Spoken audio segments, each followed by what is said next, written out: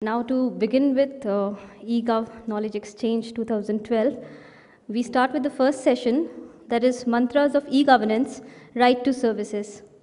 Now this session seeks to highlight the best governance initiatives that have been undertaken to facilitate better services to the people.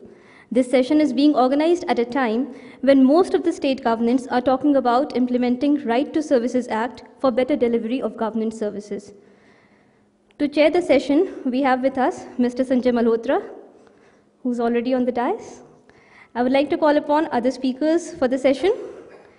I'd like to call upon Mr. Saurabh Gupta, Senior Technical Director and State Informatics Officer, Himachal Pradesh.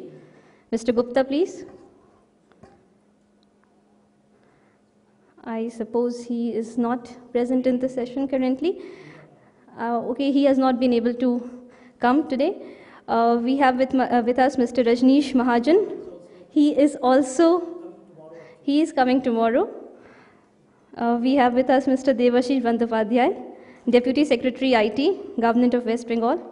Mr. Bandyopadhyay, please. A huge round of applause for Mr. Bandyopadhyay, please.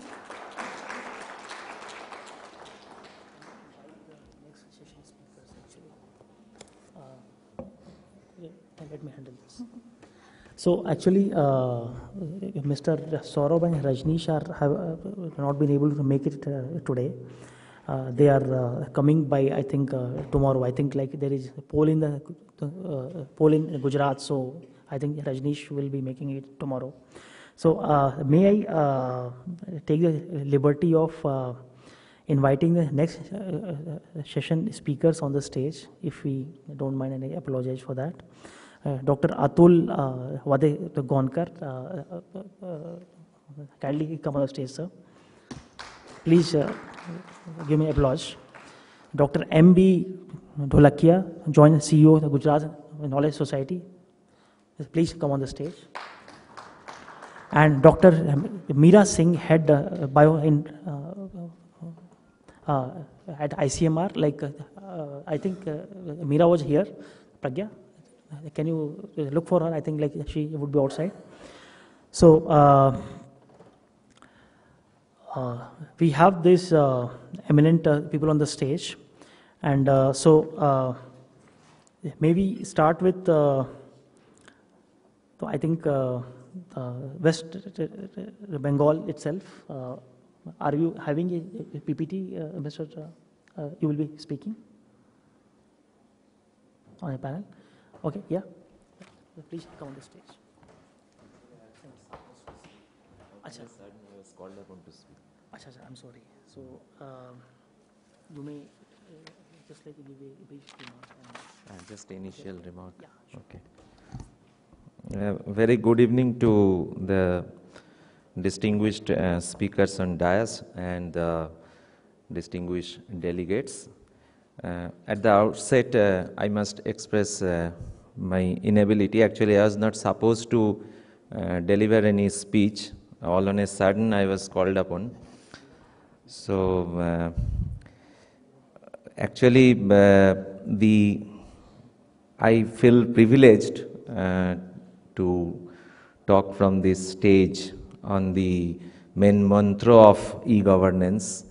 For the last 5-6 years, maybe 10 years, we have been speaking a lot about e-governance.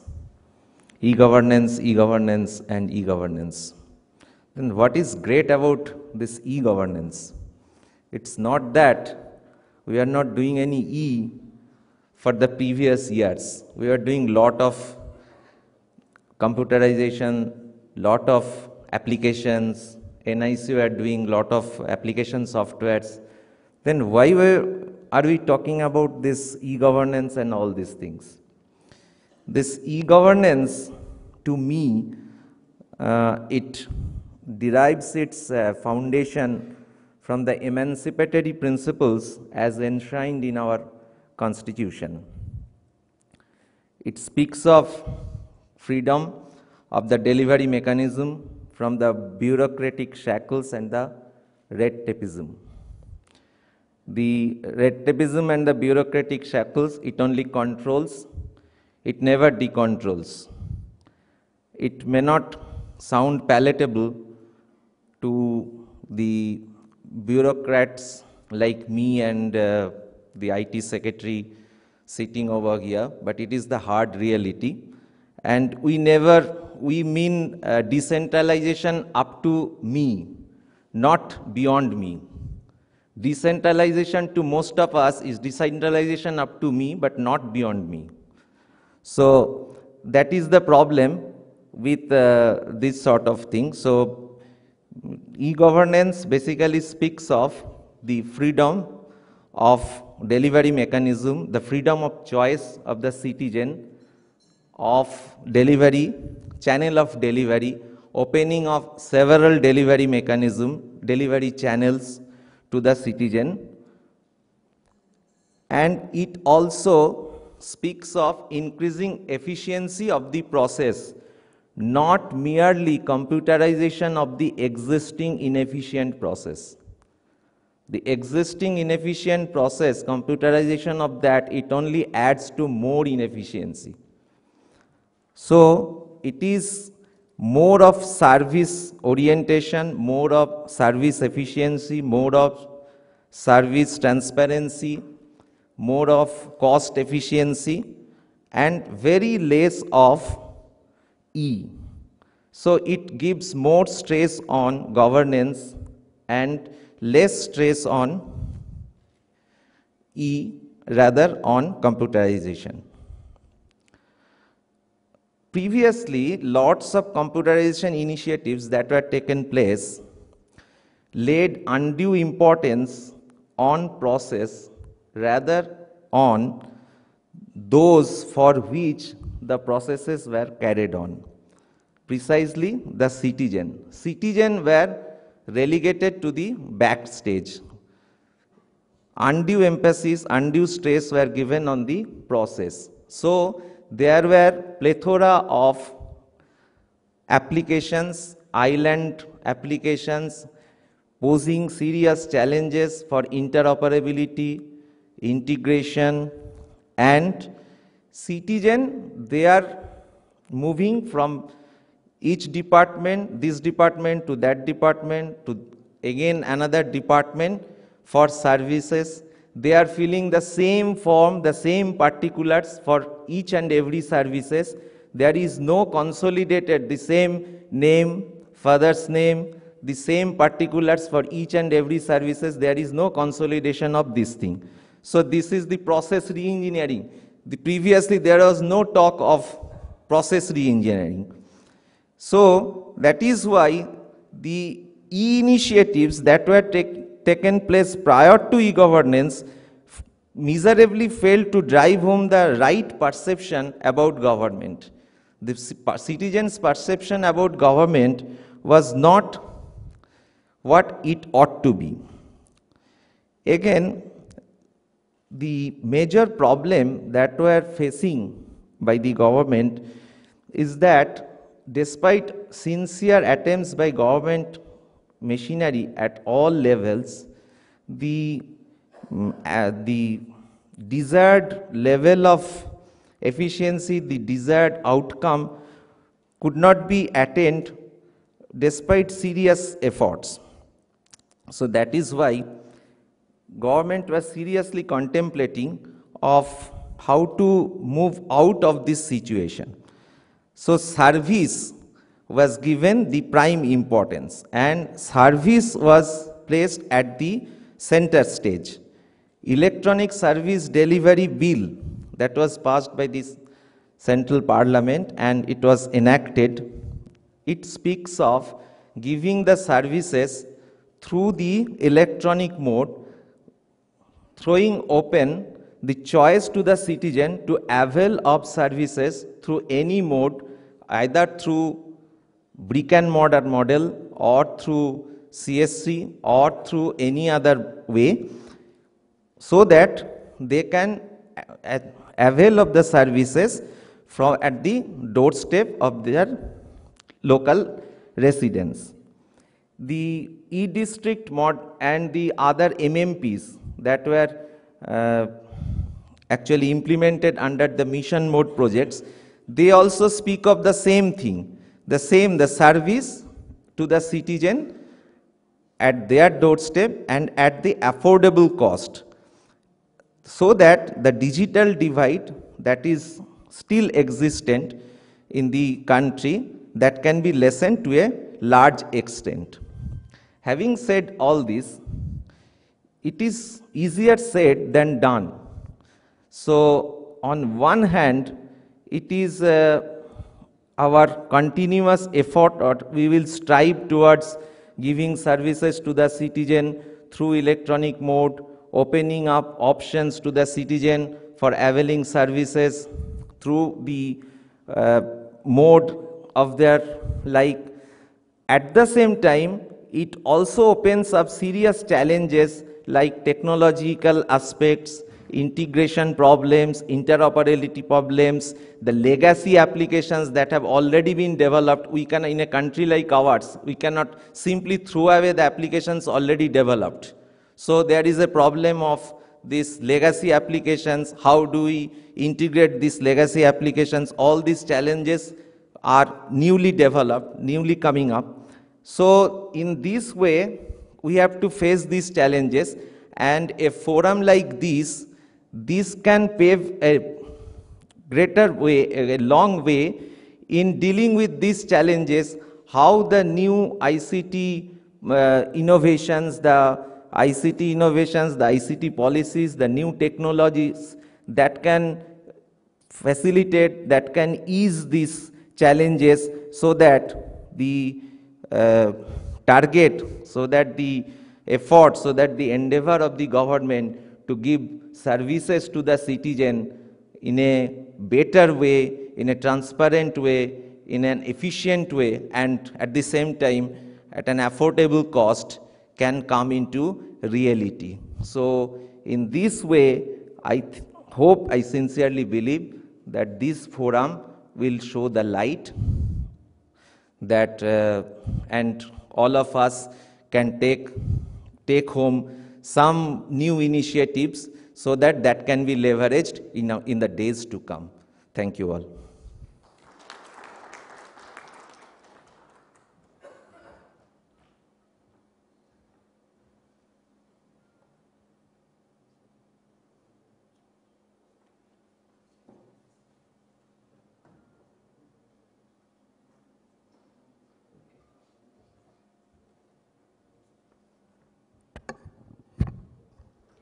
I would now like to call upon Dr. Atul Vadegaonkar, MD of RKCL, to kindly come up and address the session. Dr. Vadegaonkar, please.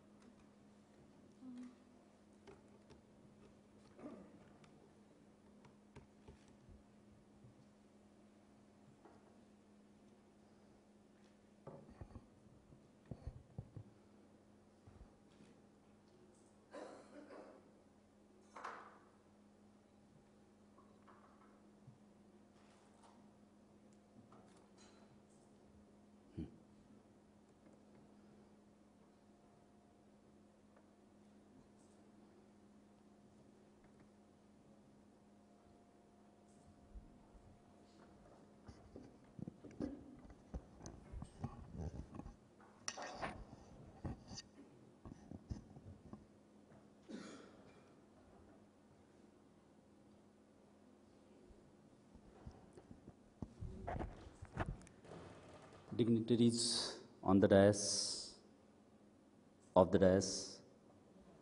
very good evening to all of you. I am here to present what, as a RKCL, Rajasthan Knowledge Corporation Limited, we are trying to contribute. My earlier speaker has highlighted the problem of digital divide, and this corporation is primarily aims to bridge the digital divide.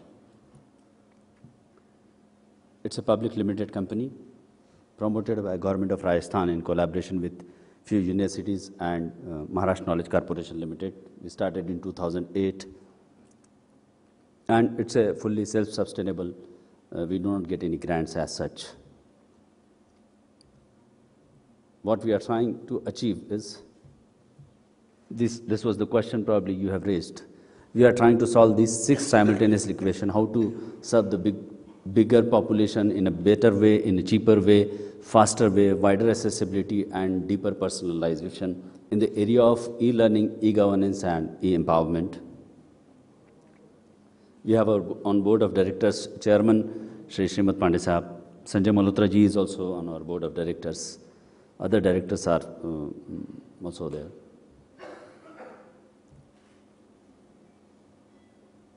Our total subscribed capital is 2 crores, out of which 60 lakhs are from Government of Rajasthan, 60 lakh from Maharashtra Knowledge Corporation Limited, Pune, and 20 lakh each from 2 universities, 3 universities, and 10 lakhs each from Center for E-Governance and Rajcom Info Services. We have a franchisee network. 10 program support agencies have created about 1,700 plus centers. We have 36 district offices who provide support services to these centers. And of course, we have 2,000 plus certified teachers, counselors who provide learning to various. This is our spread. When we started, we were having 480 plus centers, and by the end of 2013-14, we will be having 2,000 centers across the state to serve the population. Of course, we have a presence in Bharat Nirman Raju Girind also. These are some of the programs through which we are trying to bridge the digital divide. Rajasthan State Certificate Course in Information Technology, it is certified by Vardhaman Mahavir University, and it is recognized by Government of Rajasthan. This is the course through which we are spreading the IT literacy. Then desktop publishing is also one more course.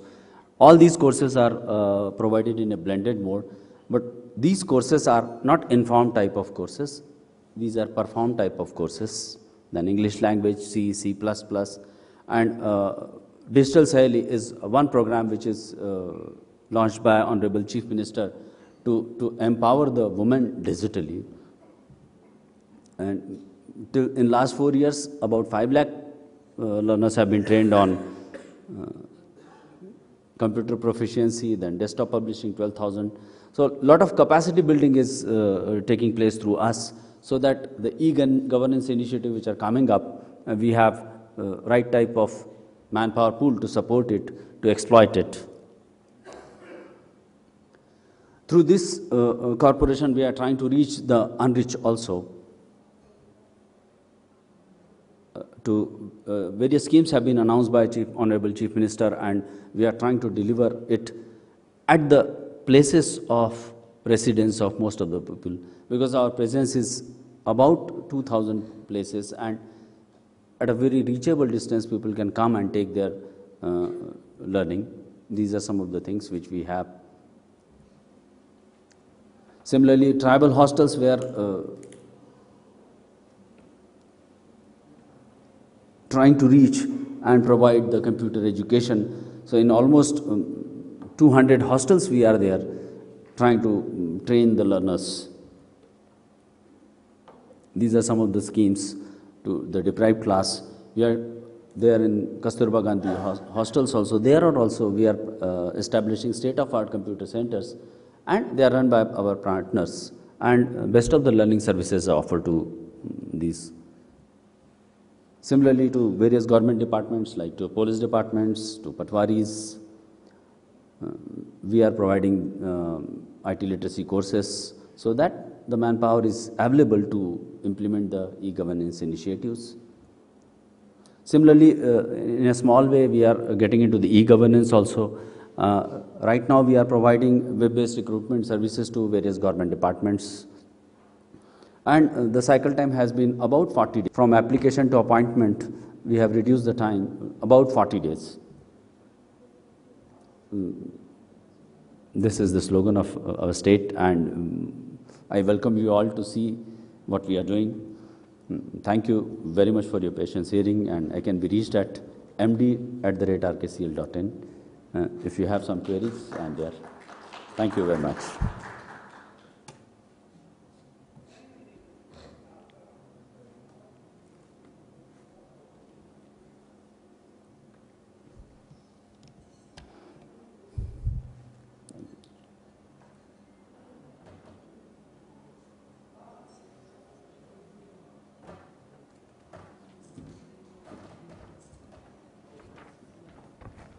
Thank you, Dr. Vadekaunkar.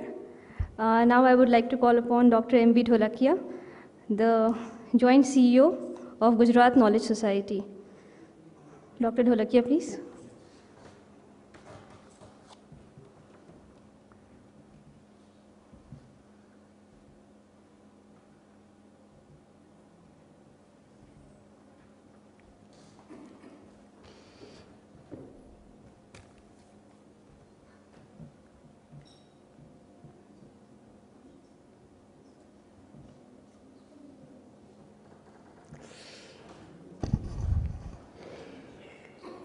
Respected members on the dais, distinguished guests, those who have come here.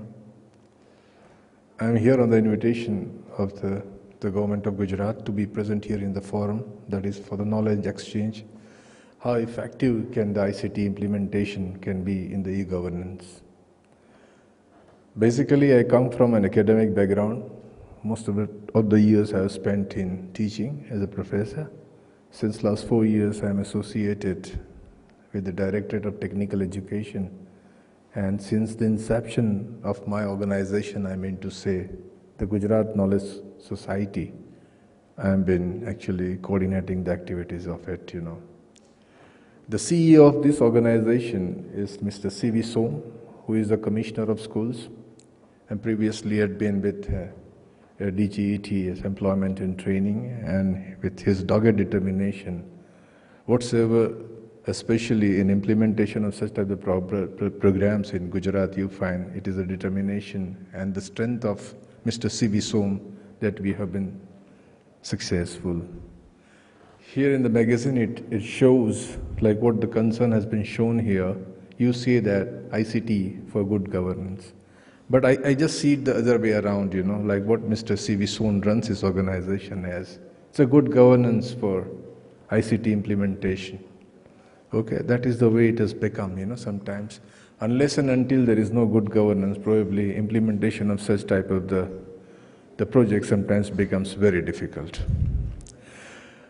So coming back to the mainstream to which I belong to, that is the skill development. That is how I should actually put these things to you, that when the government of India is trying to project something, say in a decade or 2 decades, what's going to happen? Say in coming years, say 2020, what is going to be the scenario? The projection is that 65% of our population is going to be of the working age. And if I take the 80% of that population, that is not even going to complete the 12 years of the schooling, I mean to say the education. And the projection is that we have to train about 50 crore people into some kind of skill so that these people can be made employable. And that's where ICT plays a very important role, that when you are addressing such a big mass, okay, you're trying to do something, unless and until you are facilitated with the best of the technology and the support from the private people, this may not be possible. So this is what actually I have said here. So in the 12 plan, okay, 8 crore, that is what the National Council of Skill Development has said, this is the number that has got to be trained. And how you are going to train it? The central government may be funding for something, leveraging some schemes, state government is own share for it, then we have got the private players.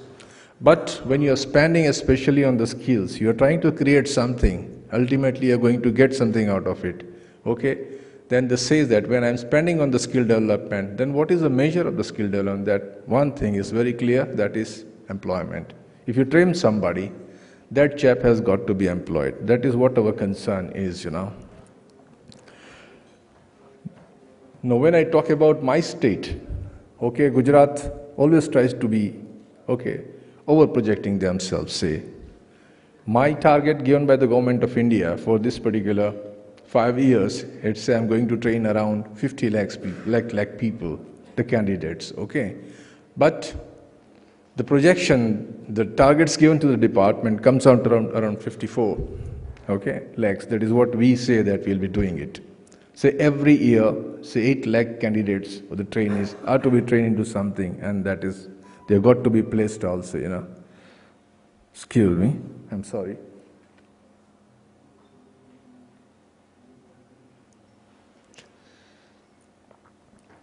So that is the way we are going to work.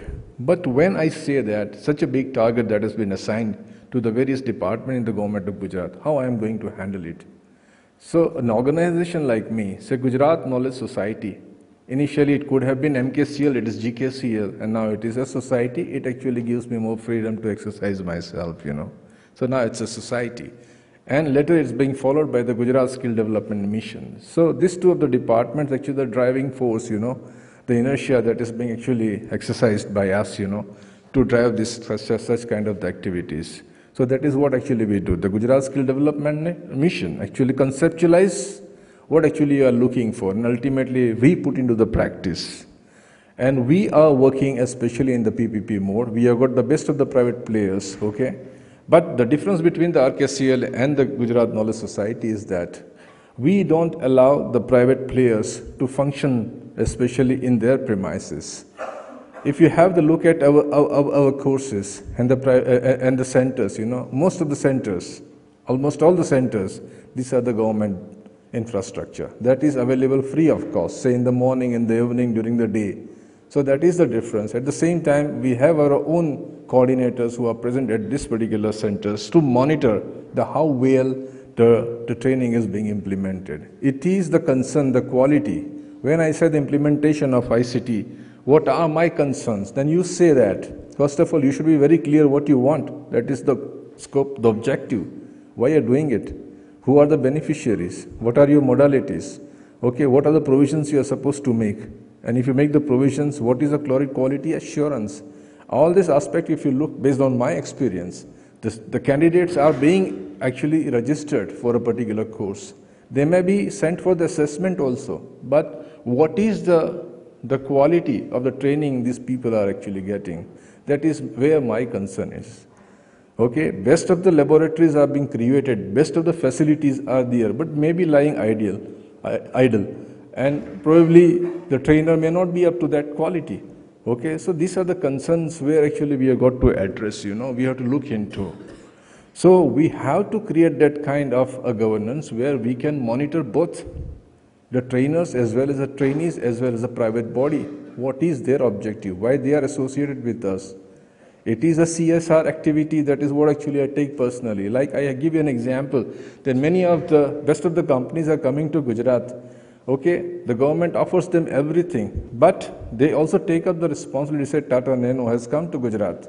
They have adopted 120 of the villages surrounding area, and they have projected their requirement. Based on that, they have started conducting the training, and they are funding for it. Knowledge Society provides the trainer, they fund for it, and we are conducting the basic computer courses, especially in the schools. Okay, and that is the way we function. So unless and until the private players are serious, it's not a business, it is a social responsibility. And if you conduct like that, probably, definitely we can make magic, you know. So that is how I feel, you know.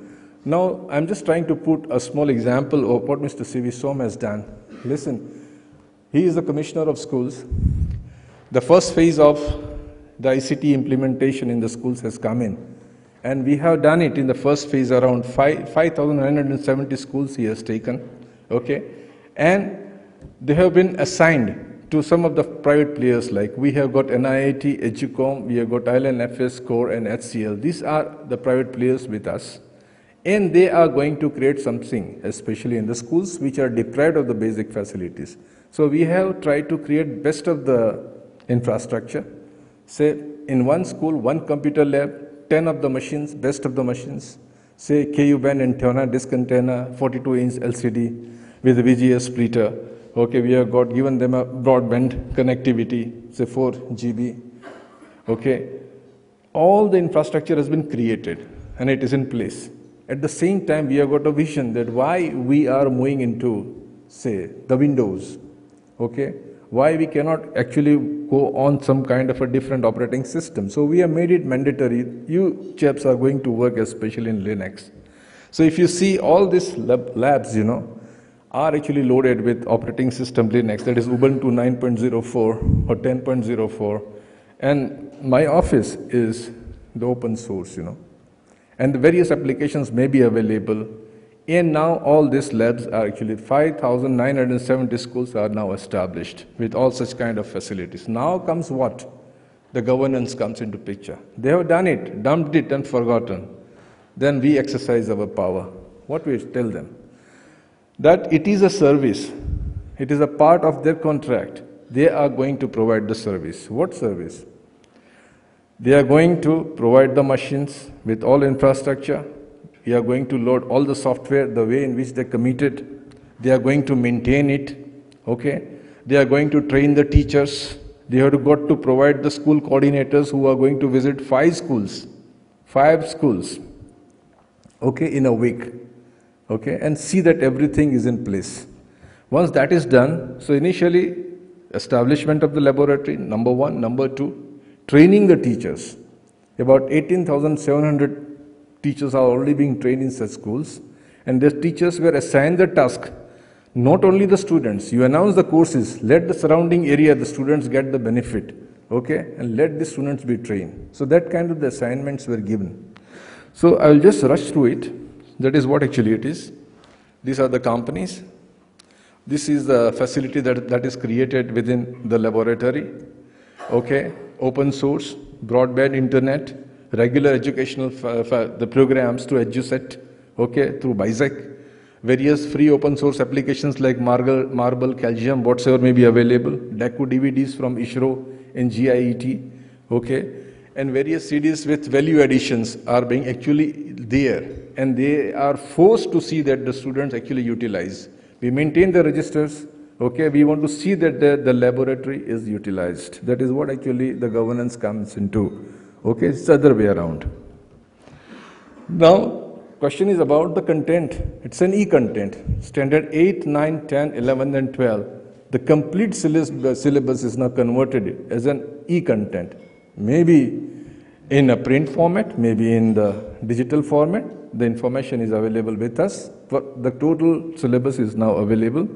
I say that up to standard 10th, we have got 250 modules. For 11 and 12th, we have got about 392 modules are already, and that too localized Gujarati, English, whatsoever you want, everything is available.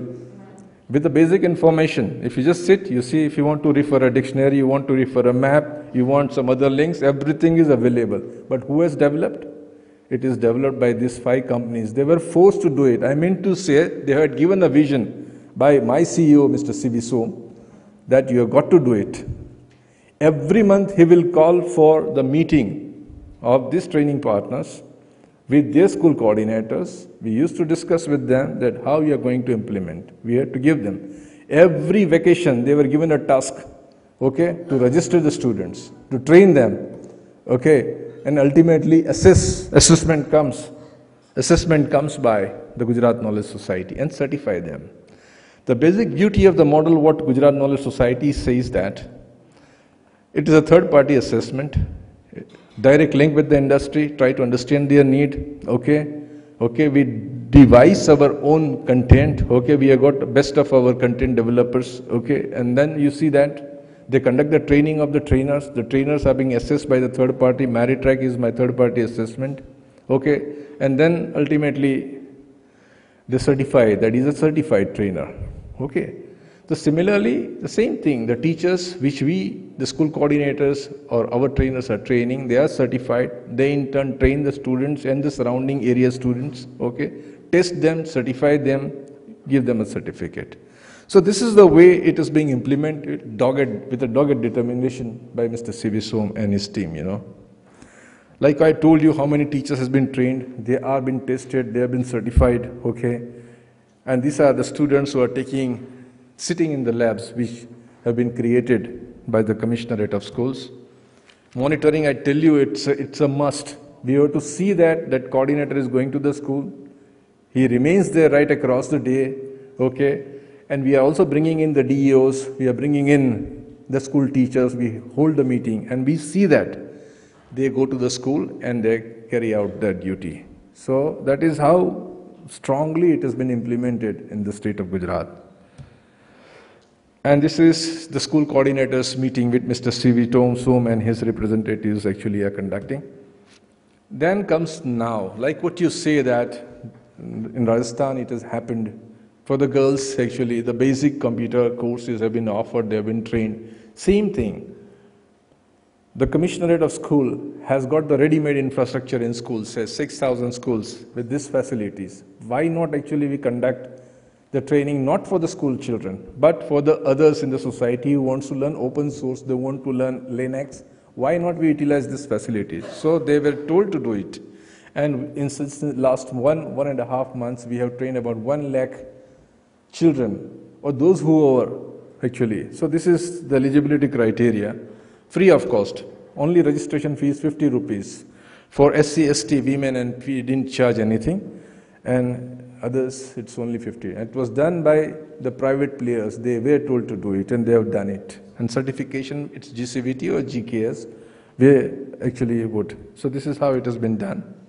Not to talk about other things, already I have talked, that the government tells it has got its own industry policy. Why the private players, the industries, they should come in, utilize our infrastructure, create such kind of. We have got more than 100 courses in IT and non-IT sectors, they adopt.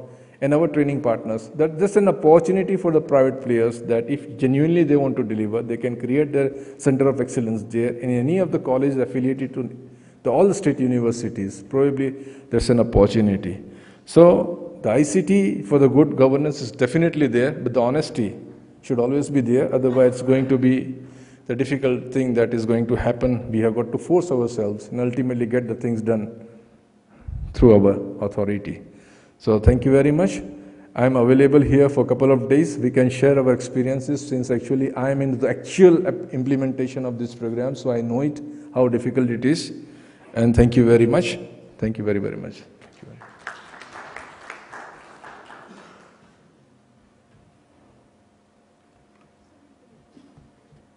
I will do it.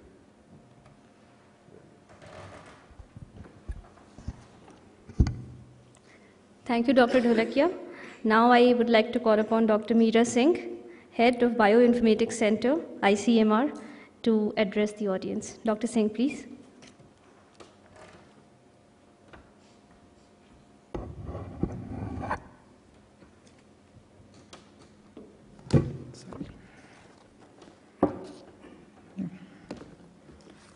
Good afternoon, everyone. I thank eGov for giving me this opportunity to speak here. Actually, there was some communication gap after I had said that, okay, I can speak here. The communication was always on how I will travel, where I will stay and all, but never anybody talked to me and what I'll speak. So I thought I'm participating as an audience only. But then before an hour or so, I was told that I should speak also. So I thought I'll speak whatever extempore I can speak. I have attended this type of events, a few of these type of events before also. And health always remains a very small element into such events. And that too, then it is confined to healthcare delivery systems, patient care system, and things like that.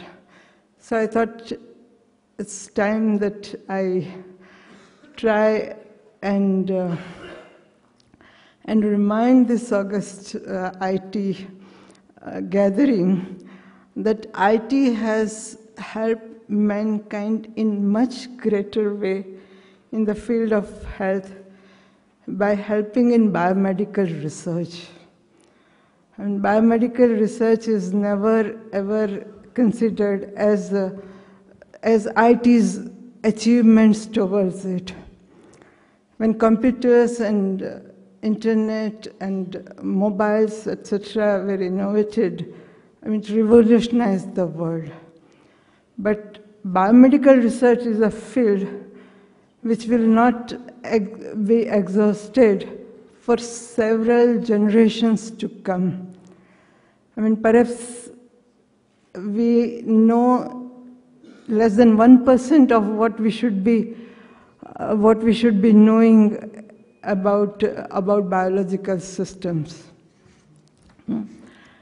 So, I mean, to start with a very preliminary thing, that knowing about any disease and trying to find out what drug will be useful first, will be applicable to this disease, the first level of understanding has to be a molecular level understanding of biological system. So in early 80s, I mean, so the molecular level of understanding, the first stage of that is gene or protein sequence analysis. So in early 80s, 1980s, the NCBI of National Institute of Health, USA, had prepared the databases of sequence analysis. And in a different way, I mean, they asked all the researchers to share their sequence data into that database. So the database was created. The scientists were asked that whatever sequence they produce, they should deposit the data of that sequence into that database.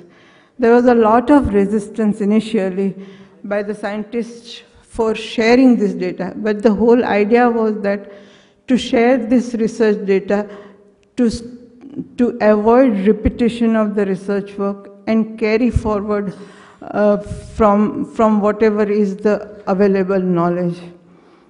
So slowly then the journals which were publishing the research articles, they started making it mandatory that the sequence data have to be deposited, then only this can be published in the journals. So slowly people started depositing the sequence data. So the IT played a major role in development of those databases, in development of so many data mining tools for searching those databases and for searching those databases and also for doing the analysis part of it. So so this way, slowly and slowly, this database has started growing, and now they have grown to a very large extent. This has helped in producing, if you are aware, that the human genome, the whole human genome sequence, which was, I mean, much earlier than it was expected to be produced, because of the whole work was shared by means of this. The other important biomedical research field is the determination of protein structures. The protein structures, determination of protein structures give information about the function of proteins, and then the function of proteins and the atomic arrangement of proteins in a system. So this helps in developing the newer drugs for this structure. So the one common method which is used for this purpose is penetrating X-rays to a single crystal of protein, which produces a two-dimensional pattern of X-ray dots. The computer programs and the IT then helped in reconstructing this two-dimensional figure into three-dimensional structure of proteins, which informed the scientists that which is the atomic arrangement of proteins, and many of the newer drugs have been developed based on this information. So, I mean, these are some of the areas of biomedical research where the scientists are indebted to the IT people for the great help. And then this, I mean, with help of internet, it became possible that people could submit their sequences instantaneously after they generate the sequence. The knowledge, the sharing of knowledge has helped the mankind in a great way, and it will continue to help the mankind. We in ICMR, we have many ICMR research institutes which are working in different diseases like malaria, cancer, tuberculosis, etc. So my group, I mean, I work in the IT group of ICMR. So my group has helped creating the infrastructure and the network so that each and every scientist and the technical people are able to access internet easily. And we have in last few years, we ran a program of several biomedical informatics centers. So through these biomedical informatics centers, we are helping the local scientists in using this information IT tools for modern biomedical research. That's it. Okay, thanks once again.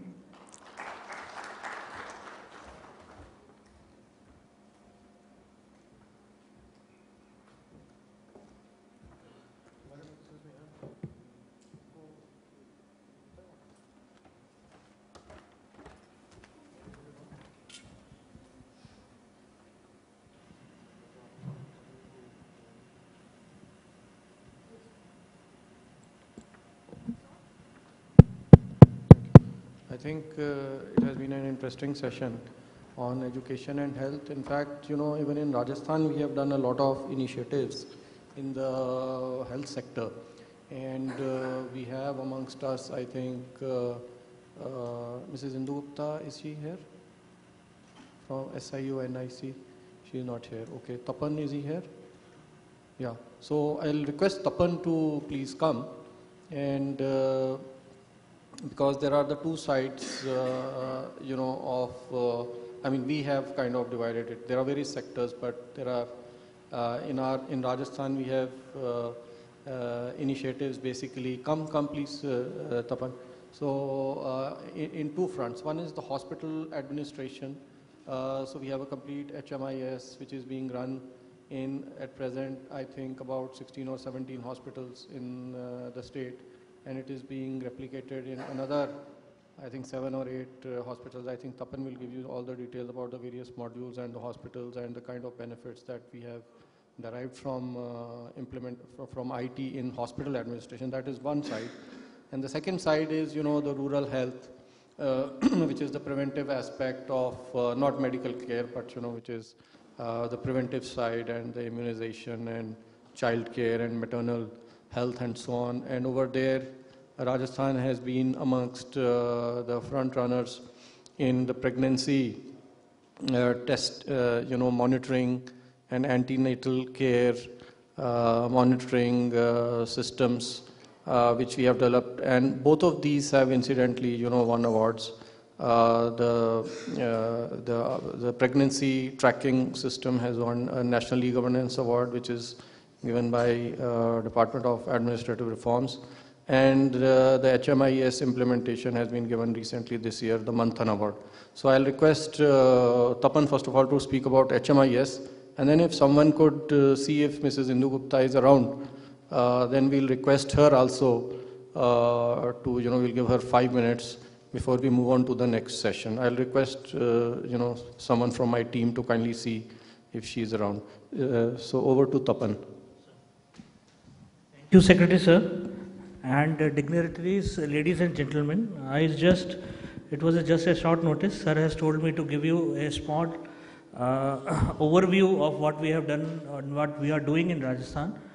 The project is called Arogya Online. It started in 2007 when the biggest hospital in Western India, you can say, Rajasthan, bordering MP, some districts of UP and North Gujarat, it covers around, you can just see the volume, 8,000 patients daily OPD were coming to the hospital.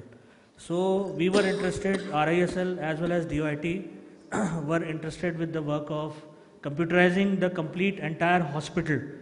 So that is out-to-out functioning, that is OPD, starting from OPD, IPD services, investigations.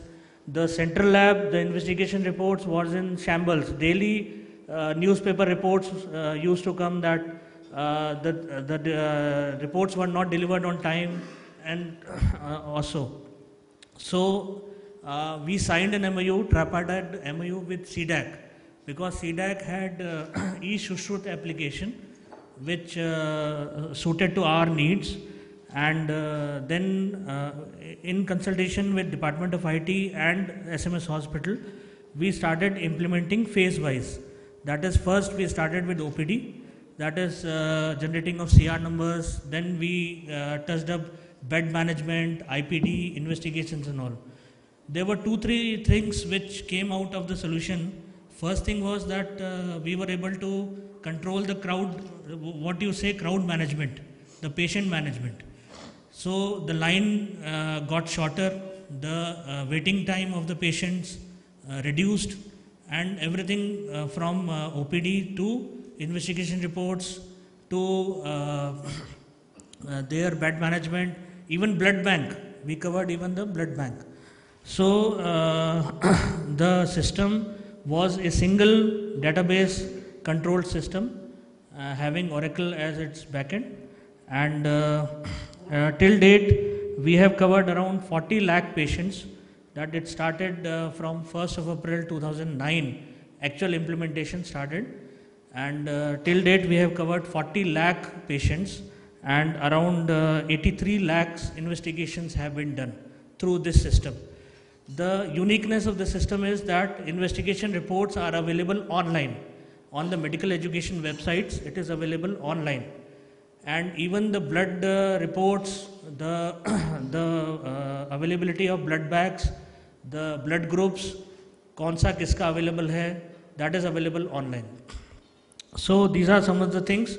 One more thing is that we started biometric donor registration to control the professional donors, and also typing mistakes, to reduce the typing mistakes. We started barcoding these, the blood bags. So everything was IT driven, and due to these initiatives, the hospital and the patients, the staff, everything got benefited. Certain 2-3 more initiatives were taken. First one was Mukhya Mantri Nishulk Dawa Yojana. That is unique in Rajasthan. That we also, the drug distribution from pharmacy, from drug warehouses to the hospitals, hospitals to the patients, everything was monitored through an online system. And that is called e-Aushadhi. That is running for the last 2 years, and we have started now receipt system also. Then 2-3 things more. One is e-library. We are covering, under this Arogya Online, we are covering e-libraries, that is going to the staff, that is the medical students who don't have access to the classes, they can see their lectures online. And other one is e-classroom, that is virtual classrooms, and we are organizing it through virtual VCs. And I think that is the what I have to say, and more things are being taken up. We are replicating this SMS model to other districts also. At present, 13 district hospitals are running this application, and we are covering all the 6 medical colleges as well as more district hospitals up to PHC, CHC level. Thank you very much. Thank you. Thank you, Tapan. Mrs. Indu Gupta, SIO, NIC has done a lot of work over here for us in Rajasthan, and what we have found is that, talking about Arogya Online, what we have found is that, e-governance is a challenge. All of you have faced it. There are a lot of people here from the public sector, from the government side, and even from the private sector who are working for the government. Because software development is very, very complex, tedious, time-consuming, requirement gathering, and so on and so forth. And so the successes that we have had, lately have been mostly, I would not say mostly, but have been faster and quicker on, the replication side. So Arogya Online, again is a wonderful example of replication of a software. Because this software was already running in one of the private hospitals in Maharashtra, and we went and we saw, way back, my predecessor saw that it was serving our requirements. So this is very important, What happens generally, coming back, so replication is one thing, we were successful again, e-procurement, we are using e-tendering, we are using, NIC's software, extremely, successful replication. Now we are replicating, the success of e-office, which is again an NIC product. So wherever possible, just try to replicate. And secondly, coming to requirements, we have to see, because we went around, we were in need. What is our requirement? Just now, our colleague from Gujarat was mentioning, you have to tell them. We told them, I like that thing, that we wanted this. This is generally, absent. When we are wanting to do something, it is, the other side, we just do it for the sake of doing it, or maybe, it is more, coming from the people, who are selling it. People say, sometimes it is vendor driven. So it is, many a times, that is true. So the requirements we saw, is capturing and what your requirements are, and then getting a product suitable to that is very important. So I'll request now Mrs. Indu Gupta, without much ado, to tell us about this pregnancy tracking system, because this has also, as I mentioned, won an e-governance award, National e-governance award. So over to you, ma'am.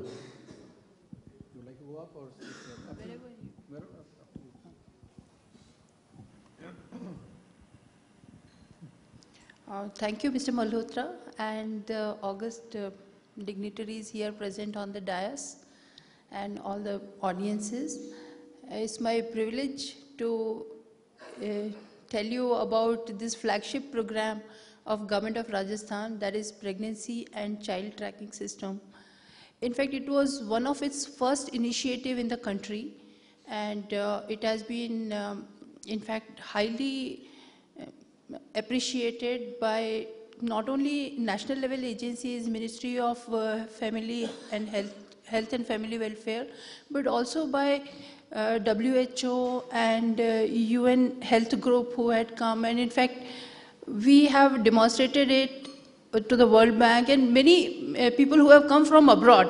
And in fact, I remember when I had demonstrated it to Mr. Anish Chopra, who was the advisor to President Obama, he was amazed. In his group, there was one advisor on health also. They were amazed to see that such a kind of system can exist in India. Okay, and that happened in Rajasthan. So I would like to start, I don't know how much time I have, but in 5-10 minutes I would like to start with the genesis. In fact, when we are talking about e-governance, how it started, all of us are talking about e-governance now, but let me take an example of Medical and Health Department. The ministry wanted form number, they have multiple forms, which have to be collected from sub-centers. And then the information is to be collated and used by the state, district, and the national level. But it so happened, in fact, ever since I joined NIC, I had several meetings which was even, there were programs which were funded by UN. But the biggest challenge was that the structure of Family and Welfare Department is so vast that by the time you print a proforma, you finalize a proforma, and you deliver it to the end point sub-center, the proforma is changed, itself is changed, okay? So now how to start in a department like that, So we thought that, okay, let us start with the minimum MIS kind of reporting. And we thought that whatever monthly returns were coming to them, which were of utmost importance, because those figures were to be remitted to the national level, and they were used for indicators, health indicators by every agency. So we thought that let us start as an MIS system. Okay, now the kind of problems we faced, because these are all field offices, you deliver computers whether they are received or not, and the communication systems are not so strong at that time. So in fact, that's how the MIS had started in such a bad shape. Okay, then there was a complete change of mindset now. What I see now, the health department is using it to such an extent that I'm so proud to say that there is hardly any paper movement as far as MIS is concerned. Okay, the data is entered directly at the CSC level, and from there it flows completely on the centralized system. And the system which we had initially termed as healing, it is basically a suite of applications for medical and health department, which includes IDSP, integrated disease surveillance programs. It has malaria monitoring, it has tuberculosis monitoring, it has blindness monitoring program, it has cold chain monitoring program. Okay, it has the drug controllers office, they could identify which drugs are to be banned and how to monitor them. So all those modules are there. So I call healing a complete suite of application for medical and health department, and it is running today and it is being used today. Now, pregnancy and child tracking system is an offshoot of that system. When we were working on MIS, the thought was that why not capture data directly from the sub-centers? But as we all know that connectivity and infrastructure is a major problem. So there were forms which were designed, and since it's a centralized system, there was no paper form which was printed. Okay, the forms were designed, they were programmed, and it's in a very comprehensive manner using the information which was already available in the system. The individual beneficiary who was seeking treatment at sub-centers was recorded. Okay, and every month this data flows. Now this data is flowing regularly, even at the frequency of 1 week. Some of the substances is almost real time. In fact, the evening the data will come to CSC and PSC, and from there it will be uploaded. So now the system has grown to such an big, such a level that we have around 4.5 lakhs of the population who has benefited by various schemes of pregnancy and child related schemes, immunization, and like antenatal care, postnatal care.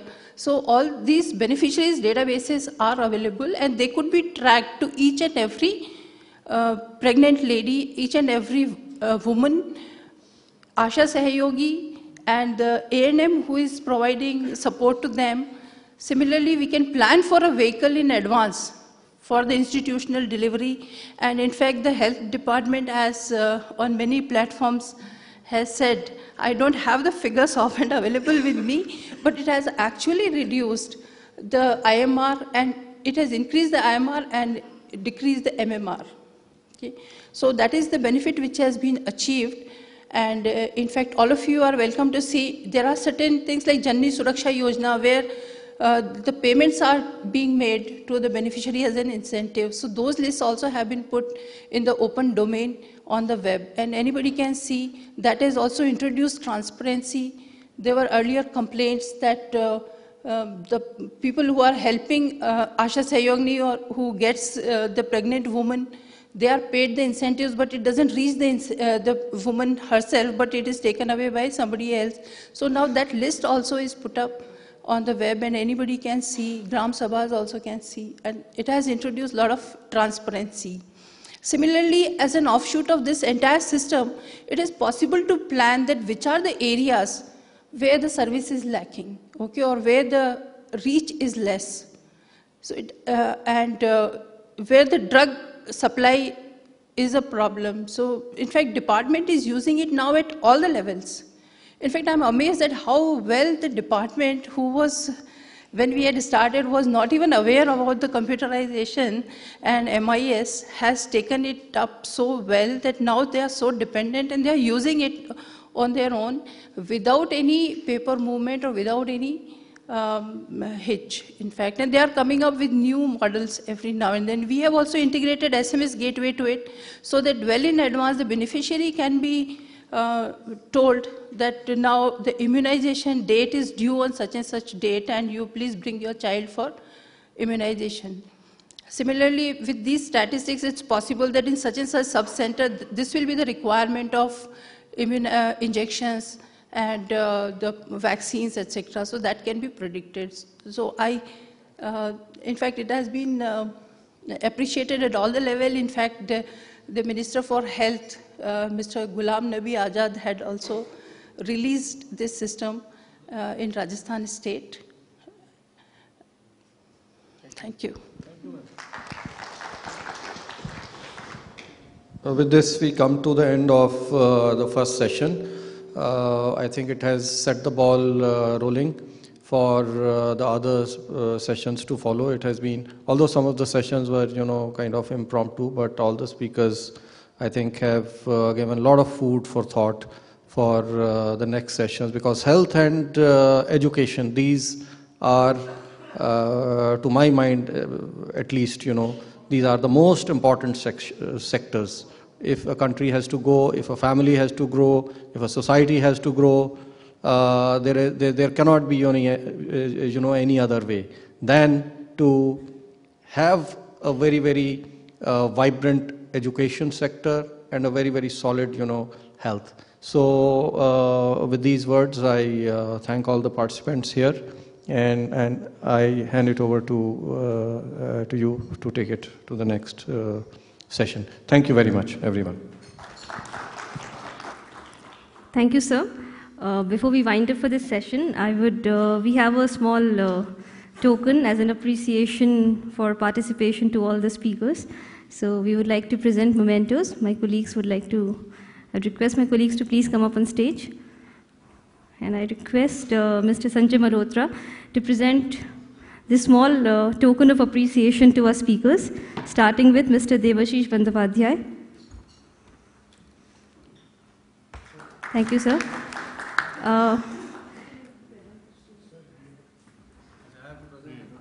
Yes.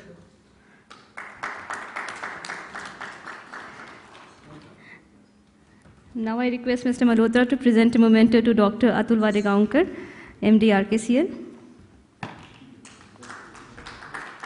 Ladies and gentlemen, please put your hands together.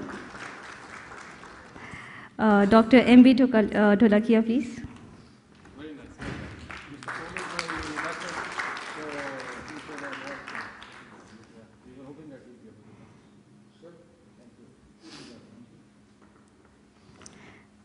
Dr. Meera Singh, Head Bioinformatics Center, ICMR. An interesting speech and presentation at a short time, so quite commendable. Now, Mr. Malhotra, we would like you to give a memento to Dr. Indu Gupta, SIO, National Informatics Center.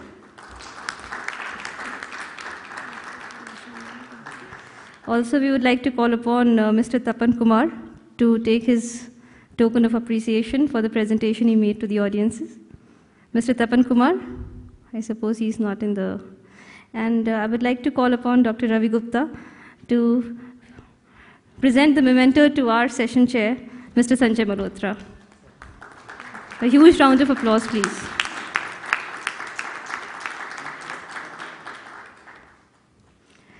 With this, we come to the end of this session. I'd like to announce that we have a small tea break, and also there's a white board at the end of the hall. And I request to start with Mr. Malhotra, if you could put some words of wisdom on that white wall. And then all the delegates and all the audience present here can give their thoughts.